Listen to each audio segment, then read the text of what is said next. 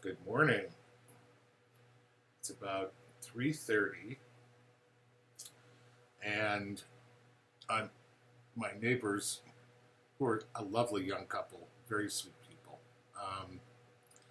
had a nice party last night, and so I didn't get to bed till late. And then about 2, I woke up with Humpy sitting on my head. He wanted to go outside. We've been having this battle lately. Since I live on a busier street, I just don't like leaving him out. So he wanted out, and the answer was no. I have been taking him for a walk on a leash lately. Actually, it's more of a drag and carry. It's kind of amusing to me, but it's not to him. Anyway, so I made myself a nice big thick cup of coffee. This is number 2. And when I'm done with this, I'm going back to bed, and I will wake up before Mass. I hope you've all had a chance to look at the gospel reading for this morning. If you haven't, it's the story of doubting Thomas. And as I've said before, I think Thomas really gets a bad rap. Because, I mean, if someone had come up to me a few months ago and told me they just had dinner with Ron, I'd be highly insulted. I would be furious. I would be so angry. That's not the kind of thing one says or does to someone whose nearest and dearest has just died.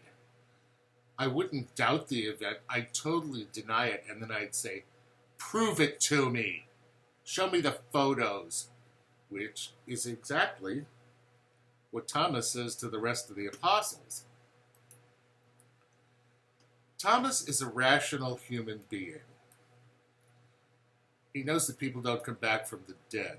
Of course, there are all sorts of stories about such things, but they're always told 100 years later or so, after the fact, and there's no proof. It's just a story. If we're honest with ourselves, there's not a lot to doubt about the resurrection stories. No, I said that wrong. There is a lot to doubt about the resurrection stories. The 4 Gospels tell similar yet very different stories, probably because each story is written somewhat independently of the others, especially John, which is written some 80 to 100 years after the fact. And the earlier stories, starting with Mark, present the risen Christ as some sort of gauzy figure, while John portrays him in full flesh and blood, returning a week later to put Thomas's doubts to rest.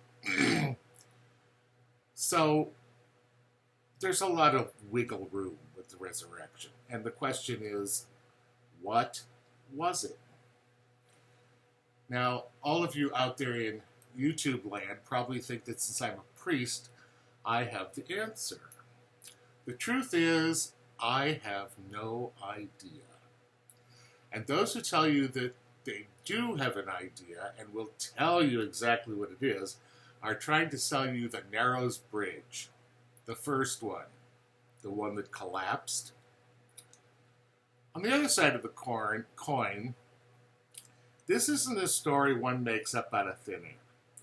Something momentous happened that first Easter morning.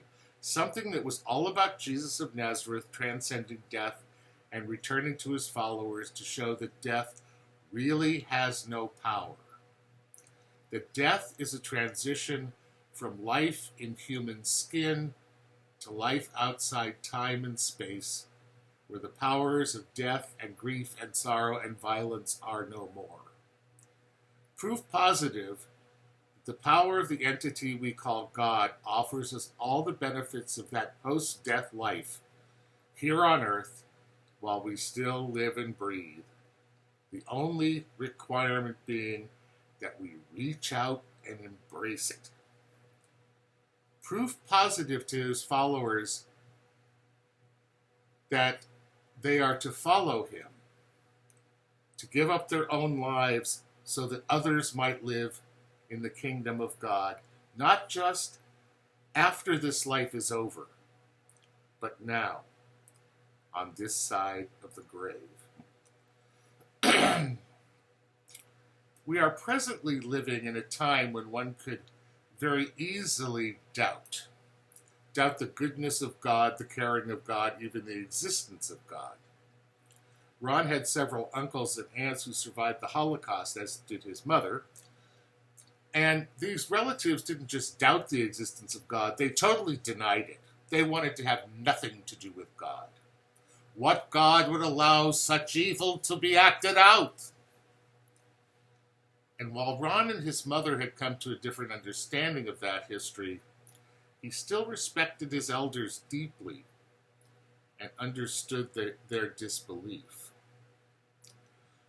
But doubt has another fork in the road, the fork that leads to deeper searching, to a deeper spirituality, to a deeper and more profound experience of God than we can ever imagine. Doubt teaches us to question our truth, whatever that truth is for us. Eventually, we find holes in our truth, and those holes bid us to go deeper, to search more deeply, to ask the forbidden questions.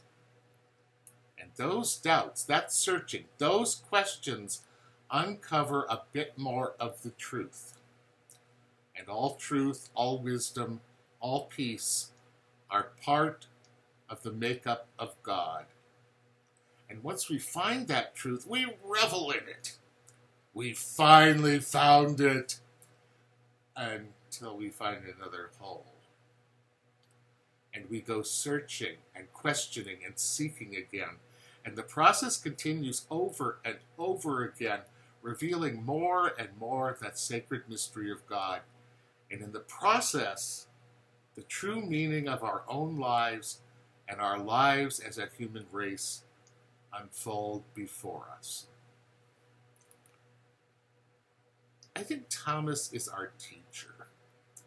He teaches us to doubt, but he also teaches us to question. He also teaches us not to believe. However, Thomas kept searching until the moment when the risen Christ stood before him, and looking up at the risen one, Thomas replied, "My Lord and my God." Thomas teaches us to doubt and question and search until that moment when we too meet the risen Christ and our doubts and our questions and searching will have come to an end, whether in this life or in the next. Each doubt, each question, each quest reveals more and more of the foundation of the universe. A revelation that ensures us that we are not alone, that death has been conquered, and that we are loved beyond our wildest imaginations.